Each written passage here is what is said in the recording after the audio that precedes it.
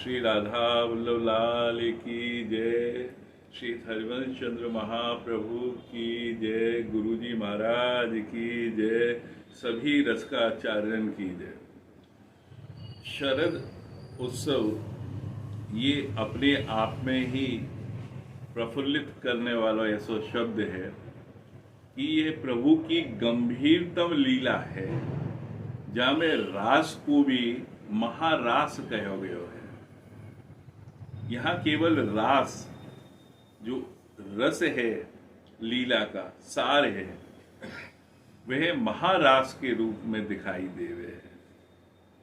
तो महारास को ये वृत्तांत तो बहुत बड़ी बात है समझना। तो आधारभूत के लिए यहाँ पे आपको बता दें कि रास को वर्णन सुखदेव जी महाराज ने किया है भागवत के 10वें स्कंद में, और वहाँ में भी 29वें अध्याय से लेके और 33वें अध्याय तक ये 5 अध्याय जो हैं वो रास पे हैं। अब जो बात आवे, विद्वान बड़े बड़े टीकाकार और जो भाष्य लिखने वाले हुए हैं, उन्होंने लिखो है, क्या लिखो है कि भागवत के जो 12 अध्याय हैं ये वास्तव में प्रभु के 12 अंग हैं, और उन अंगन में ये 10वां स्कंद जो है वह हृदय बताया गया, और हृदय के भी अंदर ये 5 जो अध्याय हैं ये पंच प्राण कहे गए हैं। तो या में ऐसी क्या गंभीरता है? सोचने वाले तो ये कहेंगे कि ये तो नृत्य है, रास कियो है प्रभु ने, नाचो है, केवल इतनी सी बात समझ में आएगी। क्योंकि सांसारिक जीव में एक चीज की थोड़ी कमी रह जावे, वह क्या है कि वह रस को नाए पकड़ पावे।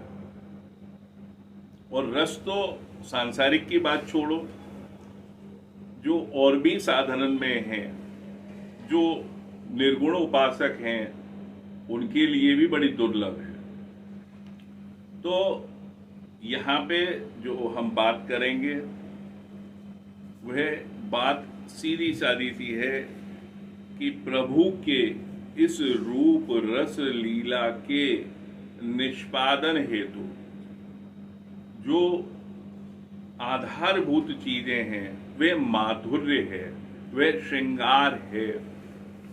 तो आप कहेंगे कि भाई ये कैसे, कि ब्रह्म तो जड़ है, पर नहीं, यहाँ कृष्ण की बात हो रही है, और कृष्ण चंचलता लिए हुए हैं, और उन्होंने सिद्ध किया है कि ब्रह्म जड़ नहीं है। ये ब्रह्म नाचता भी है, लीला भी करता है, अपराधी को दंडित भी करता है, लोकों में घूमता है। ये ऐसा ब्रह्म है। वह कैसे? अब उसको समझने के लिए जरूरी है कि हम प्रभु की वास्तविक बातन को समझें। वास्तविक बात क्या है? जैसे वास्तविक बात तो जो प्रभु की है वह बड़ी गोपनीय है, पर सारांश में जो भाष्य टीकाकार हुए हैं उन्होंने जाए संकलित करके बड़े व्याख्या के तौर पे दियो हुआ है। पर हमारी पात्रता ना हो पावे, हम भगवान की मूर्ति के आगे नमस्कार करके अपना सर्वधर्म मान ले में, मूर्तिमान रूप को हम नाम बोल के एकाध समय प्रभु से और अपना चिंतन मान ले में, हम नहीं जामे कि आगे बढ़ के कि प्रभु को कैसे प्राप्ति को साधन हो सके और कैसे पाया हो जा सके। तो यहाँ पे जो सभी अंग हैं हमारे, उनमें से एक अंग विशेष करके कहे गए, और वो अंग अगर आपको काम कर गयो तो आप समझियो कि वो रस जैसे ही आएगा और वो जैसे ही घुलना चालू होगा तो क्या होगा। तो वह बताया गया है प्रवष्टि। प्रवष्टि मतलब प्रवेश करना। कर्ण रंध्रो कर्ण के रंध्र यानी कि जो कान के छेद हैं, इन कर्ण रंध्रों से प्रवष्टि कर्ण रंध्रो स्वानाम भाव सरोरुहम, यानी कि भावना का सरोरुहम यानी कि कमल खिलने वाला है। स्वनाम, स्वनामम, स्वनामम यानी कि प्रभु का नाम। और इसके ऊपर अनेक कथाएं हैं, क्योंकि हमारा अभी उन कथान की तरफ जाने को विचार न है, क्योंकि शरद की बात चल रही है और शरद की बात में वही अच्छा लगे जो प्रभु के पास में ले जाने वाली बात हम कर रहे हैं। और कभी हम आपको बताएंगे कि स्वनामम नाम जपने को भी क्या प्रभाव पड़े है। तो वह भाव रूपी कमल जो खिले हैं वह क्या करता है, धूनोति ढूंढता है, शमलम जितना भी मल है हृदय में, शमलम वो मल को भाई धो दिया। अब क्या होगा धुलने के बाद, कृष्ण सलिलस्य यथा शरत, क्या अर्थ हुआ इसको, कृष्ण सलिलस्य, कृष्ण नाम के सलिलस्य उस जल से वो साफ और होता है धुलने के बाद में। धुनोती, धुनोती मतलब धुनना, जैसे रुई को धुलने वाला धुनता है ना बिछाने के लिए, कि अलग अलग कर देता है, इस प्रकार से। तो धुनोति श्यामलम, इस प्रकार से मल को साफ करने के लिए कृष्ण, वो कृष्ण हैं और वो क्या करते हैं, सलिलस्य, वह जल के समान सलिलस्य। और क्या होता है, यथा शरता, यथा शरत, शरत की तरह बताया है। शरत यानी कि अर्थात शरद का, ये जो सर्दोत्सव होता है इसके अंदर खास बात यह है, गर्मी और सर्दी इन दो के बीच का मौसम है, तो इसमें भी पतझड़ होता है। जो काम के पत्ते नहीं है, जो सूखे हुए हैं, वे झड़ जाते हैं, पतझड़। इस प्रकार से यथा शर्त, पर वह जाता कैसे है, प्रवष्टि कर्ण रंध्रो, तो वह कान के द्वारा पहुंचता है। स्वनामम, वह अपने नाम का भाव सरोरुहम, वहां पे कमल खिलता है, क्योंकि वह तो सौंदर्य का स्वामी है। अगर बैकुंठ के विष्णु भगवान की भी आप बात करो तो वह कैसे हैं, कमलासन पे भी विराजमान है। वैसे तो शेषनाग की सैया है उनकी, पर उस क्षीर सागर में स्वरूप में स्वच्छंद लक्ष्मी जी उनके चरणों में बैठी हुई है पूर्ण श्रृंगार के साथ। ऐसे साफ सुथरे उस माहौल की या उस आप कह सकते हो कि चीजों की बात हो रही है यहाँ पे। तो ऐसे साफ सुथरा, या आप ये मान लो कि कोई आपका बहुत प्रिय मित्र है, प्रिय मित्र, वह आपके दरवाजे पे आया, उसने खटखटाया, आपने सुना नहीं, तो वो अगर प्रिय मित्र है तो उसको चिंता होगी हृदय से, यार कुछ गड़बड़ तो नहीं है, मेरा मित्र तो इतनी जल्दी ऐसा नहीं होता था कि जवाब नहीं दे, चिल्लाएगा, पटकेगा किवाड़, फिर वो क्या करेगा, खिड़की में से अंदर झांकेगा। अगर वहां पे आप कहीं बेहोश या कुछ मूर्छित अवस्था में दिखे तो फिर वो क्या करेगा, वह सभी काम करेगा।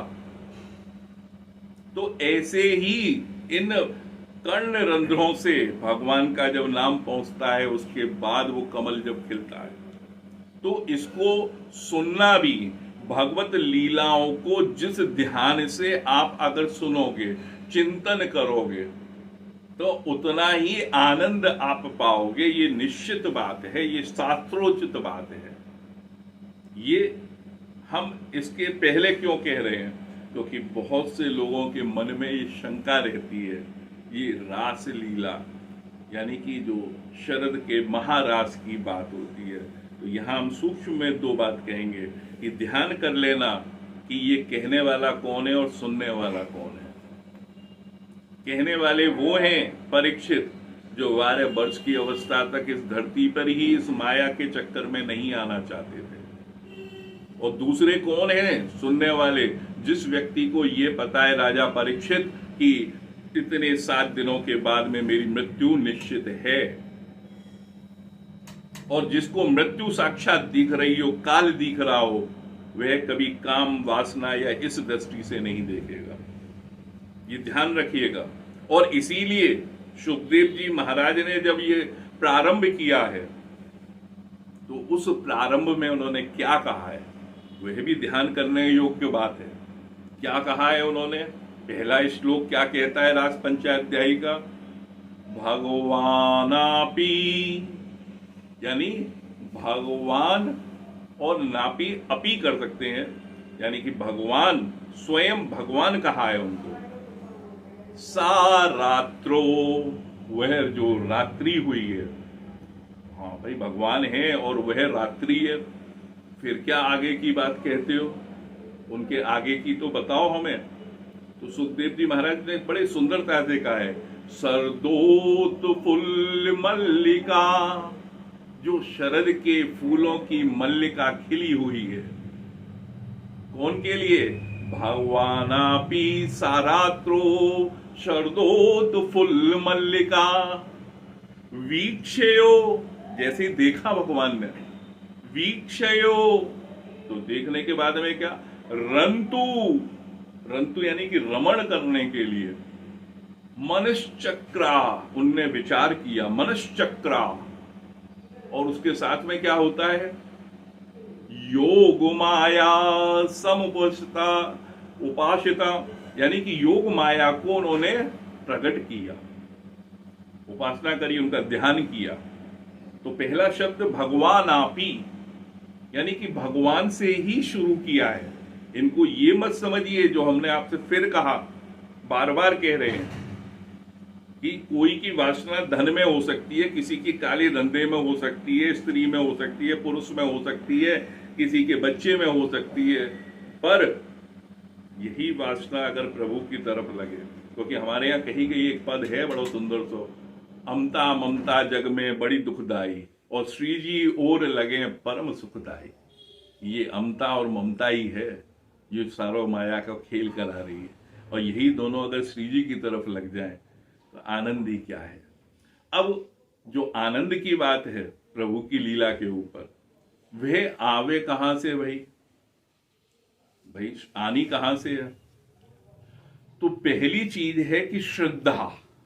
अगर आपकी श्रद्धा होगी तो आपकी निष्ठा भी होगी। अब ये श्रद्धा के साथ में निष्ठा कैसे जुड़ी हुई है साहब?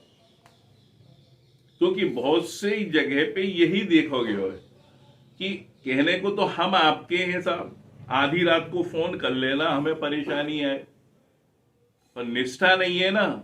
तो जब समय आता है तो कोई ना कोई उपक्रम ऐसा बता दिया जाता है कि साहब इस वजह से नहीं आ पाए, वरना तो हम बस आपके लिए शीश काट के देने को ही तैयार थे। तो वहां पे क्या कमी रह गई? निष्ठा की। और होता है ये, आप ऐसा मान के चलिए कि ये होता है, क्योंकि आज हम गुरु गद्दी पे भी बैठे हैं। हमने तो बड़े चुन चुन के शिष्य बनाए हैं, पर कुछ के व्यवहार को और जो हमें आवे समझ में, जो तो हमें दिखे लक्षण, श्रद्धा है पर निष्ठा नहीं है। और निष्ठा नहीं होगी तो वह जो नाम भी अंदर पड़ा है तो वो कर्ण से सुन के और वो भी बेकार हो जाएगा कि कथा सुनी एक जगह और चल दिए साहब, हाथ झाड़े, पेंट झाड़ी, धूल तो नहीं लग रही है, उठ के चल दिए, क्योंकि उसका चिंतन मनन नहीं होगा। ये एक अंग से सारे अंगों में फैलने वाली बीमारी है। वैसे तो कृष्ण नाम ही ऐसा है। कृष्ण को कृष्ण कहते क्यों हैं?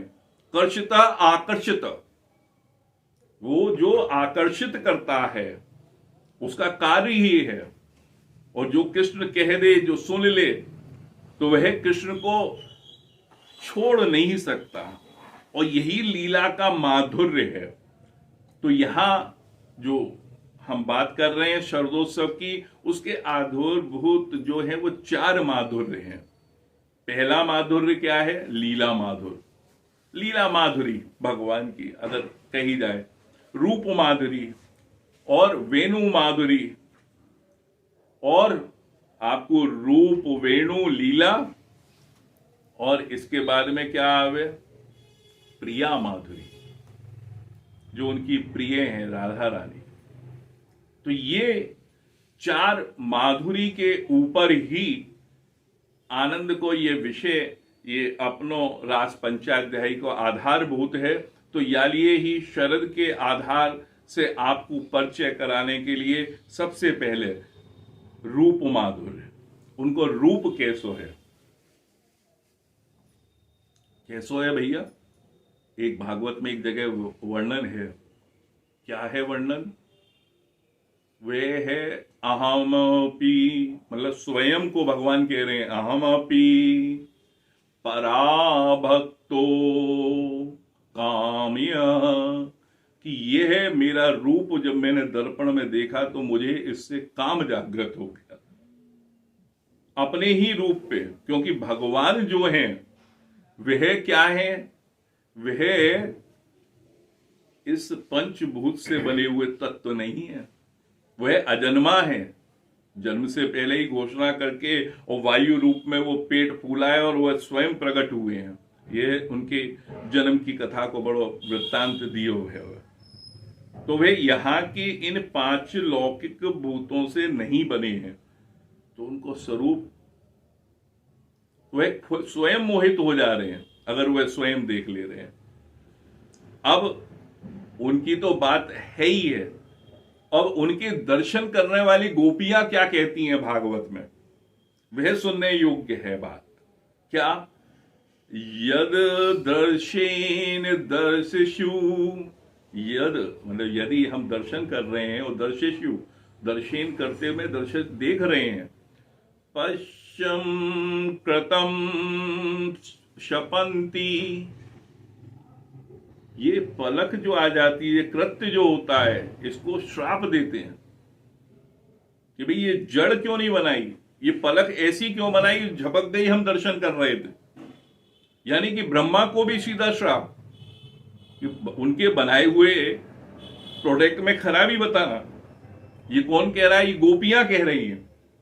यद दर्शेन दर्शिषु पश्यम कृतम शपंती, तो वह शापना सी दे रही हैं कि जड़ होने के लिए ये रूप के अंदर, दर्शन के अंदर इतनी खो गई हैं कि उस दर्शन में जो पलक भी झपक गई तो वह भी बर्दाश्त नहीं हो पा रही है, ऐसा रूप है।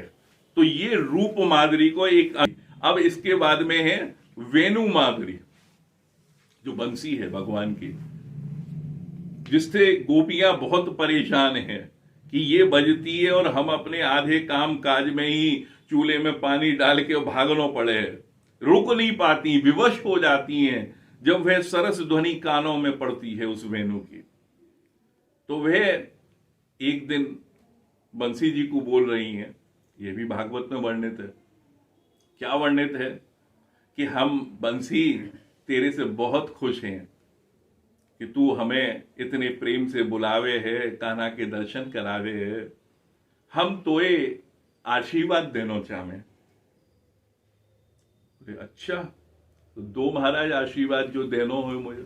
बंसी जी बोली, अब आशीर्वाद सुनोगे तो आपको मालूम पड़ जाएगी।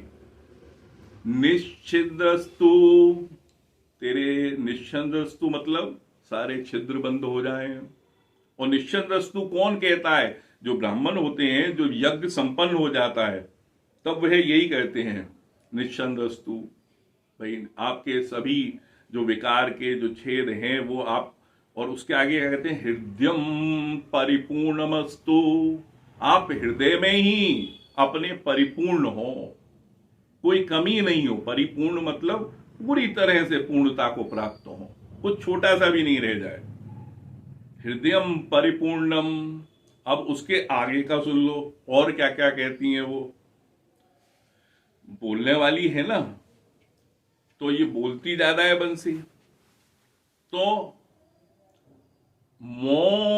मोवर्यस्तु मतलब आप मौखिक रूप से बहुत ज्यादा बोलते हैं, मोवर्यस्तु हो ना, तो इसके लिए क्या बोलती हैं, त्व मतिम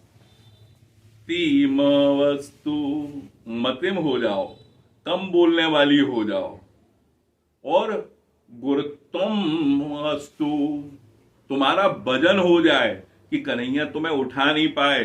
वो कन्हैया जो गिरिराज उठा लेता है वह बंसी को नहीं उठा पाए। तो ये ऐसी प्रसन्नता का आशीर्वाद दे रही हैं कि बंसी को भी ये श्रापना मिल रही है। तो सोचो कि वह बंसी से किस प्रकार से उनको लग रहा है। तो ये वेणु माधुरी को एक झलक हमने आपको बताई है उस स्वरूप की।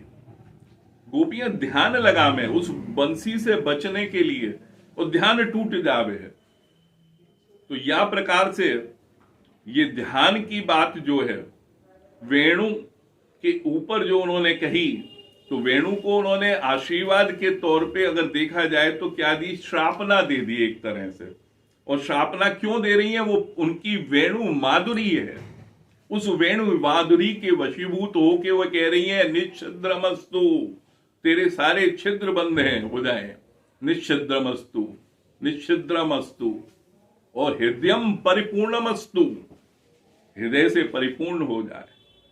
मौखिक रूप से बोल रही है, मोवरमस्तु बोलती है तो त्वम मतमम मस्तु, मति मतलब तुम्हारा कम बोलने का हो जाए, मतमम। तो उसके बाद में भी काम नहीं बना, गुरुत्वम अस्तु, भारी हो जाओ, गुरुत्वम अस्तु, गिरिराज उठाने वाले तुम्हें नहीं उठा पाए, क्योंकि तुम और वो मिलके दोनों ऐसा कर देते हो, ऐसा माधुर्य कर देते हो को रोके नहीं रुका जाता। अब उसके बाद में उनकी बात करें लीला माधुर्य की, तो लीला ऐसी है कि जो देख ले वो उसी में खो जाए। कैसी लीला है साहब? वह लीला ऐसी है कि एक हिज्जी महाराज को, चतुरासी जी को पद है, हो अपनी मोतिन लरपोवत, मतलब सखी कह रही है कि मैं तो अपनी मोतिन की लर पो गई थी, कांकर डार गयो सखी भोर, बंक बिलोकन चाल छबीली, रसिक शिरोमणि नंद किशोर, इंद गोविंद बदन के कारण, चितवन को भय नैन चकोर। उनको जो इंद गोविंद जो बदन है, तो ऐसी ये लीला माधुरी को रसपान कर रही हैं वह सखियां कि लीला में खो गई हैं। हो अपनी मोतिन लरपोवत, में तो अपनी माला बना रही थी, कहां से आ गए हो, काकर डार गए हो सखी भोर, और बंक बिलोकन चाल छबीली, उस चाल पे ही खो गई।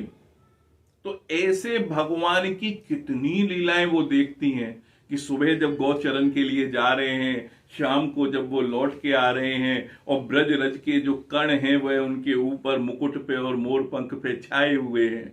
भगवान के वो जैसे आदमी के जो धूल में जावे पाउडर तो लग जावे, और गोपी छुड़ाने के बहाने उनके गालन को स्पर्श कर रही हैं। कितनी कितनी लीलाएं हैं, क्या क्या बताएं उनके लीला माधुर्य के बारे में। अब आवे उनको प्रिया जी के विषय में। तो प्रिया जी के विषय में अगर जब हम कहने जाएंगे तो वह तो बहुत बहुत बड़ी बात हो जाएगी। एक छोटी सी बात में आपको हम कह दे रहे हैं कि जो हमारे यहाँ का चतुरासी जी को पहलो ही पद है वही को ध्यान कर लो। जोई जोई प्यारो करे सोई मोए भावे, और भावे मोए जोई सोई सोई करे प्यारे, और मोको तो भावती ठोर प्यारे के नैनन में, प्यारो भयो चाहे मेरे अखियन नैनन के तारे। तो ये प्रभु के साथ में जो बताया हो जल और तरंगनी, जो प्रिया को स्वरूप, क्योंकि वो लीला में इस महारास में भी प्रिया जी के साथ गायब हो जावे, ऐसी भी लीला है। क्यों है ये लीलाएं और क्यों इनका वर्णन हम आपके सामने कर रहे हैं? क्योंकि प्रभु ने भी उस समय परखा है कि अधिकार अनाधिकार की बात तो नहीं है। यहाँ पे कौन अधिकारी है जिसे ये दी जाए। हम आपसे बहुत सी बात बता रहे हैं पर अभी बहुत सी बात छुपा भी रहे हैं। क्यों? क्योंकि वो अधिकारी को ही दी जा सकती है। पात्रता भी एक चीज है। ये केवल श्रवण से अंकुरित होने के लिए तो लीला माधुर्य बता सकते हैं, पर जो नहीं है पात्र उसको तो हम नहीं दे सकते ना। तो वह भगवान ने यहां पे जो आकर्षित किया है और फिर उनसे शब्दावली कही है गोपियों से, कि तुम यहां क्यों आई आधी रात में, ऐसा क्या बवंडर हो गया साहब, घर बार छोड़ के तुम यहाँ पे स्त्री हो, जंगल में क्या खतरा हो गया। तो ये सब है, आकर्षण है। माधुरी की जो वेणु की ध्वनि है वह किस प्रकार से उनके स्वरों में पहुंची और वो कैसे स्तब्ध सम्मोहित होके वहां आई है, किस प्रकार से एक एक कृष्ण और एक एक गोपी के बीच में समाहित हो रहे हैं, कैसी कैसी गोपियां, कौन कौन से वस्त्र, नीले पीले लाल, और कैसी गोरी सांवली पीली गोपियां हैं, सबके रूप अलग। वो महाराष्ट्र को दृश्य, ये शरद की बात है। और ये शरद में केवल अगर हम कहेंगे कि कोई भी नृत्य कर सके, बहुत बढ़िया भी कर सके, नहीं, वह ईश्वरीय तत्व में हमने जो आपको बताया, भगवान आप ही से शुरू किया। क्यों किया? क्योंकि भगवान ने जब अपने गुरु को गुरु दक्षिणा की भी बात आई है तो कहां चले गए? यमलोक हिला डालो, यमराज भी हिल गए पूरे। वो चले गए बैकुंठ लोक में गए हैं, वरुण लोक में गए हैं, सब लोगों को तिरस्कृत करके वृंदावन की रजकण को उन्होंने ऊपर उठाया। उन्होंने कहा इंद्र का भी अब नहीं कोई होगा भाई पूजा पाठ। क्यों? क्योंकि उससे पूजनीय ये मेरे ब्रज की कण है, मैं स्वयं यहां पे हूं, यहां के कंकड़ पत्थर को पूज लो। पर क्यों? क्योंकि उन्होंने उन लोगों को भी छोटा कर दिया, क्योंकि वह जो निकुंज में नित्य लीला है उसका बहुत कुछ अंश ही दिखाया है उस लीला स्वरूप में। और वह तत्व गोपी और ब्रजवासी समझ गए भगवान के उस रूप को, और उन्होंने उस वासना को तो अलग धरो, सब कुछ नौछावर कर दिया और प्रभु के शरणागत हो गए। वह अद्भुत प्रेम जो बड़े बड़े ज्ञानी जन आज तक भगवान के बाद से गाते चले आ रहे हैं, अपने भाष्य में विद्वत जन टीका करते चले आ रहे हैं। तो वह इसीलिए कहा गया है सत्यम, जो सत्य है वह किस प्रकार का है? सत्यम, सत्य जो है वो किस प्रकार का है? अनंतम, ये अनंत है। यद यद ब्रह्म ज्योति सनातन, ये सनातन में ब्रह्म ज्योति स्वरूप भगवान लीला करने के लिए आते हैं। यदा यदा ही धर्मस्य, भगवान स्वयं श्रीमुख से कहे हैं बाद में गीता में जाके। तो भगवान के इन रूपों का भी ध्यान करो, केवल ये नहीं कि नृत्य किया और गोपियों के साथ में जो ऐसी बातों को बहुत वैसा समझते हैं, वे नहीं समझ पा रहे अभी भी कि वह रस तत्व।